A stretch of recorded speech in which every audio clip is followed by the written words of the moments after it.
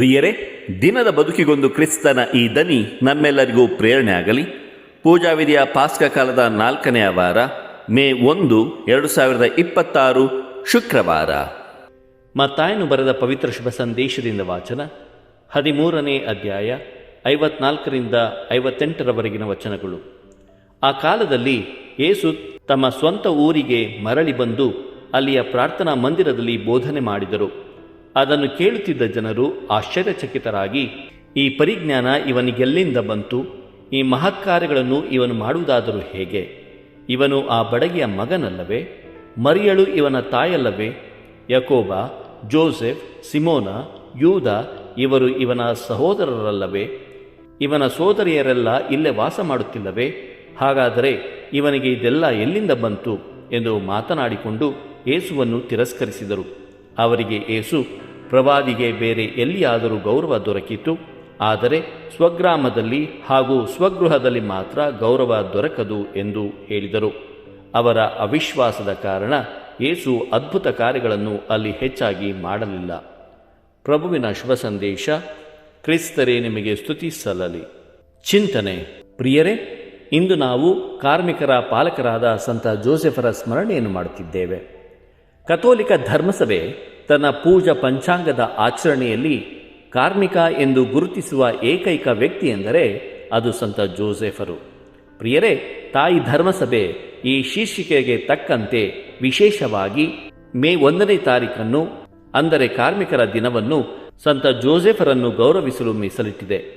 ಇಂತಹ ಶೀರ್ಷಿಕೆಯನ್ನು ಧರಿಸಿರುವುದು ಕೇವಲ ಸಂತ ಜೋಸೆಫರು ಮಾತ್ರ. ಪ್ರಿಯರೇ, ಶುಭ ಸಂದೇಶಗಳು ನಮಗೆ ಸಂತ ಜೋಸೆಫರು ಬಡಗಿ ಎಂದು ತಿಳಿಸಿಕೊಡುತ್ತವೆ. ಆದರೆ ಮೂಲತಃ ಗ್ರೀಕ್ ಭಾಷೆಯಲ್ಲಿ ಸಂತ ಜೋಸೆಫ್ ಟೆಕ್ಟೋನ್ ಆಗಿದ್ದರೆಂದು ಹೇಳುತ್ತದೆ. ಟೆಕ್ಟೋನ್ ಎಂಬುದು ಗ್ರೀಕ್ನಲ್ಲಿ ನಿಪುಣ ಶ್ರಮಿಕ, ನಿಪುಣ ಕಾರ್ಮಿಕ, ನಿಪುಣ ದುಡಿಮೆಗಾರ, ನಿಪುಣ ಕಟ್ಟಡಗಾರ ಅಥವಾ ಶಿಲ್ಪಿ ಎಂದು ಅರ್ಥ. ಪ್ರಿಯರೇ, ಸಂತ ಜೋಸೆಫರು ತಮ್ಮ ದುಡಿಮೆಯ ಶ್ರಮದಿಂದ ಪ್ರಸಿದ್ಧರಾಗಿದ್ದರೆಂಬುದನ್ನು ಶುಭ ಸಂದೇಶಗಳಿಂದ ನಾವು ತಿಳಿದುಕೊಳ್ಳಬಹುದು. ಅವರು ತತ್ವಶಾಸ್ತ್ರ ಜ್ಞಾನಿಯಾಗಲಿ ಅಥವಾ ದೈವಶಾಸ್ತ್ರಜ್ಞಾನಿಯಾಗಲಿ ಆಗಿರಲಿಲ್ಲ. ಅವರೊಬ್ಬ ಶ್ರೇಷ್ಠ ಶ್ರಮಿಕರಾಗಿದ್ದರು, ಕಾರ್ಮಿಕರಾಗಿದ್ದರು ಮತ್ತು ಅವರು ತಾವು ಮಾಡುವ ಕೆಲಸದಿಂದ ಜನಪ್ರಿಯರಾಗಿದ್ದರು. ಹೀಗಾಗಿ ನೆರೆಹೊರೆಯವರು ಯೇಸುವಿನ ಬಗೆಗೆ ಮಾತನಾಡುವಾಗ ಇವನು ಆ ಬಡಗಿಯ ಮಗನಲ್ಲವೇ ಎಂಬುದಾಗಿ ಕರೆಯುವುದನ್ನು ಇಂದಿನ ಶುಭ ಸಂದೇಶದಲ್ಲಿ ಆಲಿಸುತ್ತೇವೆ. ಪ್ರಿಯರೇ, ಸಂತ ಜೋಸೆಫರು ಬದುಕಿದಂತಹ ಕಾಲಘಟ್ಟ ಅವರ ಕೆಲಸಕ್ಕೆ ಅಥವಾ ವೃತ್ತಿಗೆ ಉತ್ತಮ ಕಾಲಘಟ್ಟವೆಂದೇ ನಾವು ಹೇಳಬಹುದು. ಅವರ ಕಾಲದಲ್ಲಿ ಹೆರೋದರಸನು ಸುಮಾರು 30 ವರ್ಷಗಳಿಗಿಂತ ಹೆಚ್ಚಾಗಿ ಪವಿತ್ರ ನಾಡನ್ನು, ಅಂದರೆ ಹೋಲಿ ಲ್ಯಾಂಡನ್ನು ಆಳಿದನು. ಮಾತ್ರವಲ್ಲ, ಪ್ರಾಚೀನ ಕಾಲದ ರಾಜರುಗಳಲ್ಲಿ ಅತ್ಯುತ್ತಮ ವಾಸ್ತುಶಿಲ್ಪಿಗಳಲ್ಲಿ ಒಬ್ಬನಾಗಿ ಹೆರೋದರಸನು ಪ್ರಸಿದ್ಧನಾಗಿದ್ದನು. ಹೆರೋದನ ಕಾಲದಲ್ಲಿ ಬಹಳಷ್ಟು ಬೃಹತ್ ಕಟ್ಟಡದ ನಿರ್ಮಾಣದ ಕಾರ್ಯಗಳು ನಡೆಯುತ್ತಿದ್ದವು.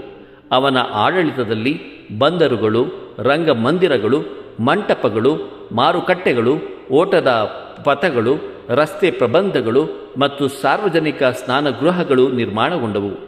ಇಂದಿಗೂ ಅವನು ನಿರ್ಮಿಸಿದ ಕೆಲವು ಕಟ್ಟಡಗಳು ಜಾಗತಿಕ ದಾಖಲೆಗಳನ್ನು ಹೊಂದಿವೆ. ಇಡೀ ನಾಡು ಬೆಳವಣಿಗೆಯನ್ನು ಹೆರೋದರಸನ ಕಾಲದಲ್ಲಿ ಕಂಡಿತು ಎಂದು ಹೇಳಿದರೆ ತಪ್ಪಾಗಲಾರದು. ಯಹೂದ್ಯರಲ್ಲಿ ಉನ್ನತ ವರ್ಗದವರು ತಮ್ಮ ಐಶ್ವರ್ಯವನ್ನು ತೋರಿಸುವ ಪುತ್ಥಳಿಗಳು, ಮಂದಿರಗಳು ಮತ್ತು ಅರಮನೆಗಳನ್ನು ನಿರ್ಮಿಸಲು ಉತ್ಸುಕರಾಗಿದ್ದರು. ಇದರಿಂದ ನಿರ್ಮಾಣಕಾರರು, ಕಟ್ಟಡಗಾರರು ಮತ್ತು ಶಿಲ್ಪಿಗಳು ಬಹಳ ಬೇಡಿಕೆಯನ್ನು ಹೊಂದಿದ್ದರು. ಅವರ ಭವಿಷ್ಯವು ಪ್ರಕಾಶಮಾನವಾಗಿತ್ತು.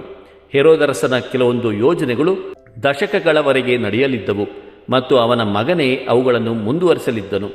ಪ್ರಿಯರೇ, ಬಾಲ್ಯದಿಂದಲೇ ಸಂತ ಜೋಸೆಫರು ಬಹುಶಃ ಕಾರ್ಮಿಕರ ಗುಂಪುಗಳೊಂದಿಗೆ, ಕಟ್ಟಡ ಕೆಲಸಗಾರರ ಗುಂಪುಗಳೊಂದಿಗೆ ಕೆಲಸ ಮಾಡುತ್ತಿದ್ದವರಾಗಿದ್ದಿರಬಹುದು. ಹಳೆಯ ಸಂಪ್ರದಾಯದ ಪ್ರಕಾರ ಸಂತ ಜೋಸೆಫ್ರವರ ಕಾಯಕ ಮರದ ಕೆಲಸ, ಅಂದರೆ ಬಡಗಿ ಎಂಬುದಾಗಿ ಹೇಳಲ್ಪಟ್ಟಿದೆ. ಅವರು ತಮ್ಮ ಮಗ ಯೇಸುವನ್ನು ಇದೇ ವೃತ್ತಿಯಲ್ಲಿ ಶಿಕ್ಷಿಸಿದ್ದರೆಂದು, ಅಂದರೆ ಬೆಳೆಸಿದ್ದರೆಂದು ಪರಿಗಣಿಸಲಾಗುತ್ತದೆ. ಇದಕ್ಕಾಗಿಯೇ ಯೇಸು ಉಪದೇಶಿಸುತ್ತಿದ್ದಾಗ ಜನರು ಆಶ್ಚರ್ಯಪಟ್ಟು, ಈತನು ಬಡಗಿಯ ಮಗನಲ್ಲವೇ ಎಂಬುದಾಗಿ ನುಡಿಯುವುದನ್ನು ಆಲಿಸುತ್ತೇವೆ. ಪ್ರಿಯರೇ, ಜೋಸೆಫರು ಕಟ್ಟಡಕಾರರಾಗಿ ತಮ್ಮ ಕೆಲಸವನ್ನು ಅಚ್ಚುಕಟ್ಟಾಗಿ ಮಾಡುತ್ತಿದ್ದರು. ಇದಕ್ಕೆ ಕಾರಣ ಅವರಿಗೆ ತಮ್ಮ ಕೆಲಸ ಚೆನ್ನಾಗಿ ತಿಳಿದಿತ್ತು ಅಥವಾ ಅವರ ಕೆಲಸವು ದೇವದೂತನ ಸಂದೇಶವೆಂತಲೋ ಎಂಬ ಕಾರಣಗಳಿಗಾಗಿ ಅಲ್ಲ. ಬದಲಿಗೆ ಅವರು ತಮ್ಮ ಧರ್ಮಶಾಸ್ತ್ರಗಳನ್ನು ಧರ್ಮಶಾಸ್ತ್ರಗಳ ಅರ್ಥವನ್ನು ಚೆನ್ನಾಗಿ ಬಲ್ಲವರಾಗಿದ್ದರು ಎಂಬ ಕಾರಣಗಳಿಗಾಗಿ.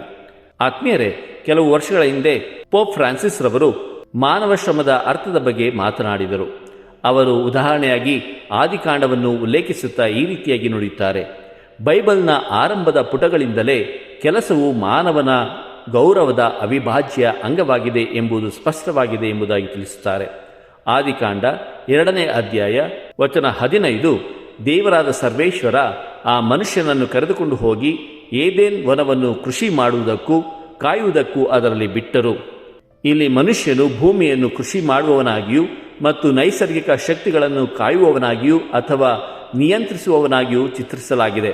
ಪ್ರಿಯರೇ, ಆದಿಕಾಂಡ 2ನೇ ಅಧ್ಯಾಯ ವಚನ 2ರಲ್ಲಿ ದೇವರನ್ನು ಕಾರ್ಮಿಕನಾಗಿ ಪರಿಚಯಿಸಲಾಗುತ್ತದೆ ಮತ್ತು ಮನುಷ್ಯನನ್ನು ದೇವರ ಸ್ವರೂಪದಲ್ಲಿ ಮತ್ತು ಅವರ ಪ್ರತಿರೂಪದಲ್ಲಿ ನಿರ್ಮಿಸಲಾಗಿದೆ ಎಂಬುದಾಗಿ ನಾವು ತಿಳಿದುಕೊಳ್ಳುತ್ತೇವೆ. ಮನುಷ್ಯರು ಸಮುದ್ರದಲ್ಲಿರುವ ಮೀನುಗಳ ಮೇಲೆಯೂ ಅಂತರಿಕ್ಷದಲ್ಲಿ ಹಾರಾಡುವ ಪಕ್ಷಿಗಳ ಮೇಲೆಯೂ ದೊಡ್ಡ ಚಿಕ್ಕ ಸಾಕು ಪ್ರಾಣಿ ಮತ್ತು ಕಾಡು ಮೃಗಗಳ ಮೇಲೆಯೂ ನೆಲದ ಮೇಲೆ ಹರಿದಾಡುವ ಕಿಮಿಕ್ರೀಟಗಳ ಮೇಲೆಯೂ ದೊರೆತನ ಮಾಡಲಿ ಎಂದು ದೇವರು ನುಡಿಯುತ್ತಾರೆ ಎಂಬುದಾಗಿ ನಾವು ತಿಳಿದುಕೊಳ್ಳುತ್ತೇವೆ. ಮಾನವನು ಭೂಮಿ, ಸಮುದ್ರ ಮತ್ತು ಆಕಾಶದಲ್ಲಿನ ಎಲ್ಲ ಸೃಷ್ಟಿಗಳ ಮೇಲೆ ಆಳ್ವಿಕೆ ಸಾಧಿಸಲು ದೇವರಿಂದ ಉದ್ದೇಶಿತನಾಗಿದ್ದ. ಭೂಮಿಯಲ್ಲಿ ಹರಡಿಕೊಂಡು ಅದನ್ನು ವಶಪಡಿಸಿಕೊಳ್ಳುವುದು, ಅದನ್ನು ಕೃಷಿ ಮಾಡುವುದು ಮಾತ್ರವಲ್ಲ, ಅದನ್ನು ಕಾಯುವುದು ಆತನ ಕಾಯಕವಾಗಿದೆ. ಇದೇ ದೇವರು ಆದಾಮನಿಗೆ ವಹಿಸಿದ ಕೆಲಸ. ಪ್ರಿಯರೇ, ಮಾನವನ ಸ್ವಭಾವದ ಮೂಲಭೂತ ಅಂಶವಾಗಿ ದೇವರು ಕೆಲಸವನ್ನು ನಿರ್ಮಿಸಿದ್ದಾರೆ. ಅಂದರೆ ಈ ಕೆಲಸವೆನ್ನುವುದು ನಮ್ಮ ಮಾನವ ಸ್ವಭಾವದ ಅವಿಭಾಜ್ಯ ಅಂಗವಾಗಿದೆ. ಇವೆಲ್ಲವೂ ಸಂಭವಿಸಿದ್ದು ಆದಾಮ ಮತ್ತು ಹವ್ವಳ ಜನ್ಮ ಪಾಪದ ಮುಂಚಿತವಾಗಿ. ಆಗ ಕೆಲಸವನ್ನು ಒಳ್ಳೆಯದೆಂದು ಭಾವಿಸಲಾಗಿತ್ತು. ವಾಸ್ತವದಲ್ಲಿ ಅದು ಪವಿತ್ರವಾಗಿತ್ತು. ಆದಾಮನಿಗೆ ಉದ್ಯಾನವನವನ್ನು ಕೃಷಿ ಮಾಡು ಮತ್ತು ಕಾಯಬೇಕು ಎಂದು ಆಜ್ಞಾಪಿಸಲಾಗುತ್ತದೆ. ಪ್ರಿಯರೇ, ನಮಗೆ ತಿಳಿದಿದೆ ಹಳೆಯ ಒಡಂಬಡಿಕೆಯನ್ನು ಮೂಲತಃ ಇಬ್ರಿಯ ಭಾಷೆಯಲ್ಲಿ ಬರೆದದ್ದು ಎಂಬುದಾಗಿ. ಮೂಲತಃ ಈ ಕ್ರಿಯಾಪದಗಳು ಇಬ್ರಿಯ ಭಾಷೆಯಲ್ಲಿ ಅಬೋಧ ಮತ್ತು ಶಮಾರ್ ಎಂಬ ಪದಗಳನ್ನು ಒಳಗೊಂಡಿದೆ. ಈ ಪದಗಳನ್ನೇ ದೇವಾಲಯದಲ್ಲಿ ಪವಿತ್ರ ಧರ್ಮಶಾಸ್ತ್ರಾಚರಣೆಗಳನ್ನು ನಿರ್ವಹಿಸುತ್ತಿದ್ದ ಯಾಜಕರ ಕೆಲಸವನ್ನು ವರ್ಣಿಸಲು ಇದೇ ಕ್ರಿಯಾಪದಗಳನ್ನು ಬಳಸಲಾಗಿವೆ. ಹೀಗಾಗಿ ಆದಾಮನು ಸೃಷ್ಟಿಸಲ್ಪಟ್ಟ ಕ್ಷಣದಲ್ಲೇ ಪವಿತ್ರ ಮತ್ತು ಯಾಜಕೀಯ ಕಾರ್ಯವನ್ನು ಆತನಿಗೆ ನೀಡಲಾಗಿದೆ. ಸಂಪೂರ್ಣ ಭೂಮಿಯು ಅವನ ಯಜ್ಞ ವೇದಿಕೆಯಾಗಿತ್ತು ಮತ್ತು ಅವನು ಮಾಡಿದ ಶ್ರಮವೇ ಅವನ ಅರ್ಪಣೆಯಾಗಿತ್ತು. ಆತ್ಮೀಯರೇ, ಇಸ್ರಾಯೇಲಿನ ಧರ್ಮದಲ್ಲಿ ಕೆಲಸ ಮತ್ತು ಕಾರ್ಮಿಕರನ್ನು ಹೇಗೆ ಕಾಣಲಾಗಿದೆ, ಅವರ ಮೇಲಿನ ಸಂರಕ್ಷಣೆ ಮತ್ತು ಕಾನೂನಿನ ನಿಯಂತ್ರಣವನ್ನು ಈ ಹಿನ್ನೆಲೆಯಲ್ಲಿ ನಾವು ನೋಡಬೇಕು. ಪ್ರಿಯರೇ, ದೇವರು ಕೆಲಸವನ್ನು ನಮ್ಮ ಮಾನವ ಸ್ವಭಾವದ ಅವಿಭಾಜ್ಯ ಅಂಗವಾಗಿ ಮಾಡಿದ್ದಾರೆ ಎಂದ ಮಾತ್ರಕ್ಕೆ ಕೆಲಸ ಅಥವಾ ದುಡಿಮೆ ಎನ್ನುವುದು ಸುಲಭವೆಂದಲ್ಲ. ಆದಾಮನು ಪಾಪ ಮಾಡಿದ ನಂತರ ದೇವರು ಅವನಿಗೆ ಅವನ ಪಾಪದ ಪರಿಣಾಮಗಳನ್ನು ತಿಳಿಸಿಕೊಡುತ್ತಾರೆ. ಅದರಲ್ಲಿ ಹೆಚ್ಚಿನವು ಅವನ ಶ್ರಮವನ್ನು ತೊಡಗಿಸಿಕೊಳ್ಳುತ್ತವೆ. ನಿನ್ನ ನಿಮಿತ್ತ ಭೂಮಿ ಶಪಿಸಲ್ಪಟ್ಟಿದೆ. ನಿನ್ನ ಜೀವಿತದ ದಿನಗಳಲ್ಲಿ ಶ್ರಮದಿಂದಲೇ ನೀನು ಆಹಾರ ಪಡೆದುಕೊಳ್ಳುವಿ. ಅದು ಬೆಳೆಸುವುದು ಅತುಳ ಕಳೆಯನ್ನು, ಮುಳ್ಳು ಗಿಡಗಳನ್ನು ತಿನ್ನಬೇಕಾಗುವುದು ನೀನು ಬಯಲಿನ ಬೆಳೆಯನ್ನು ಎಂಬುದಾಗಿ ನಾವು ಆದಿಕಾಂಡ 3ನೇ ಅಧ್ಯಾಯ 17 ಮತ್ತು 18 ವಚನಗಳಲ್ಲಿ ಕೇಳುತ್ತೇವೆ. ಹೀಗಾಗಿ ಕೆಲಸವು ಪಾಪದ ಶಿಕ್ಷೆಯಲ್ಲ, ಆದರೆ ಪಾಪದ ಪರಿಣಾಮವಾಗಿ ಅದು ಕಷ್ಟದಾಯಕವಾಗಿದೆ. ಆದರೂ ಕೆಲಸವೆನ್ನುವುದು ಆರಂಭದಿಂದಲೇ ಅದು ಪವಿತ್ರವಾಗಿಯೂ ಶ್ರೇಷ್ಠವಾಗಿಯೂ ಇತ್ತು. ಇದನ್ನೇ ನಾವು ಯೇಸುವಿನ ಜೀವನದಲ್ಲಿಯೂ ನೋಡಬಹುದು. ಪೌಲನು ಯೇಸುವನ್ನು ಹೊಸ ಆದಾಮನು ಎಂದು ಕರೆಯುತ್ತಾನೆ. ತನ್ನ ಬಾಲ್ಯದಲ್ಲಿ ಯೇಸು ಜೋಸೆಫರಿಗೆ ಅವರ ಕೆಲಸದಲ್ಲಿ ಸಹಾಯ ಮಾಡುತ್ತಾ ಶ್ರಮವನ್ನು ಪವಿತ್ರಗೊಳಿಸಿದರು. ನಂತರ ಯೇಸು ಬಡಗಿಯ ಮಗನಾಗಿ, ಒಬ್ಬ ಗುರುವಾಗಿ, ಬೋಧಕನಾಗಿ, ವೈದ್ಯನಾಗಿ ಅವುಗಳ ಪಾವಿತ್ರ್ಯತೆಯನ್ನು ಮರುಸ್ಥಾಪಿಸುತ್ತಾರೆ. ಬೆಸ್ತರೊಂದಿಗೆ ದೋಣಿಯಲ್ಲಿ ಮೀನು ಹಿಡಿಯಲು ಹೋದರು. ವಿವಾಹದ ಔತಣಕೂಟದಲ್ಲಿ ಪಾನೀಯ ನೀಡುವವರ ಸಹಾಯಕ್ಕೆ ಯೇಸು ಬಂದರು. ಪ್ರಿಯರೇ, ಯೇಸು ಕೈಗೊಂಡ ಪ್ರತಿಯೊಂದು ಕಾರ್ಯದಲ್ಲಿ ಯೇಸು ತಮ್ಮ ಓದುಗರಿಗೆ ಒಂದು ಮಾದರಿಯನ್ನು ನೀಡುತ್ತಾರೆ. ಯೇಸು ಮಾಡುತ್ತಿದ್ದ ಕಾರ್ಯದಿಂದಲೇ ಜನರು ಯೇಸುವನ್ನು ಬಡಗಿ, ಗುರು, ಬೋಧಕ ಎಂದು ಕರೆದರು. ಇದು ಯೇಸು ತಾನು ಮಾಡುತ್ತಿದ್ದ ಕೆಲಸ ಕಾರ್ಯಗಳಲ್ಲಿದ್ದ ಏಕಾಗ್ರತೆ ಮತ್ತು ಶ್ರದ್ಧೆಯನ್ನು ಸೂಚಿಸುತ್ತದೆ. ಯೇಸು ಮಾಡಿದ ಕೆಲಸಗಳನ್ನು ಆದಿ ಕ್ರೈಸ್ತರು ಕೂಡ ಮಾಡಿದರು.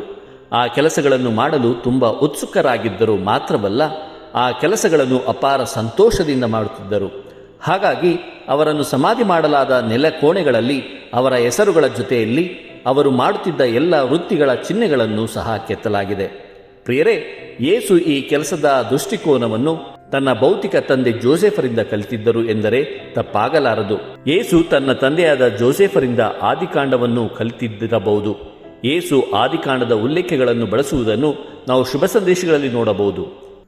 ಪ್ರಿಯರೇ, ಯಹೂದ್ಯರಲ್ಲಿ ದುಡಿಮೆಯನ್ನು ಅಥವಾ ಕೆಲಸವನ್ನು ಗೌರವಪೂರ್ಣವಾಗಿ ನೋಡಲಾಗುತ್ತಿತ್ತು.